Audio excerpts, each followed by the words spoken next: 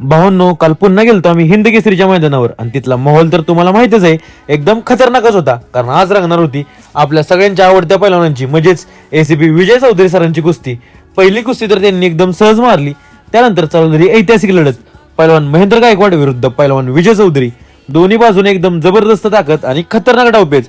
पण शेवटी ही कुस्ती मारली पैलवान महेंद्र गायकवाड यांनी. आणि भावांनो, कसाय पैलवान एकदम रुबाबदार आणि धिप्पाड शरीराचा.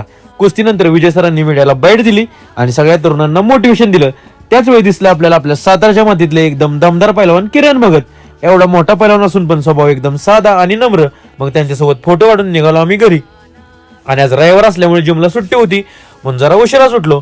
मग फ्रेश होऊन नेहमीप्रमाणे ब्लॅक कॉफी आणि ओट्स खाऊन दिवसाची सुरुवात केली. नंतर आंघोळ करून मस्त ब्रेकफास्ट केला आणि निघालो आपली गाडी आणायला, कारण काल रात्री आपली गाडी आकाश घेऊन गेला होता. मग गाडी घेऊन आलो घरी आणि थोड्या वेळावरून मी आणि स्वरूप निघालो कॅफेवर. जाताना लॉन्ड्रीमध्ये कपडे इस्त्रीला दिली आणि पोहोचलो आपल्या कॅफे धीरामध्ये.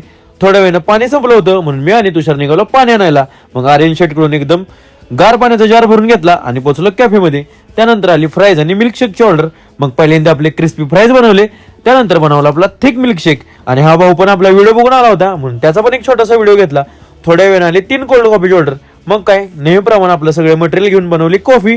एकदम चिल्ड कॉफी, पण कस्टमर पण खुश. त्यानंतर निघालो घरी, कारण आज जायचं होतं आपल्याला हिंद केसरीचे फायनल बघायला.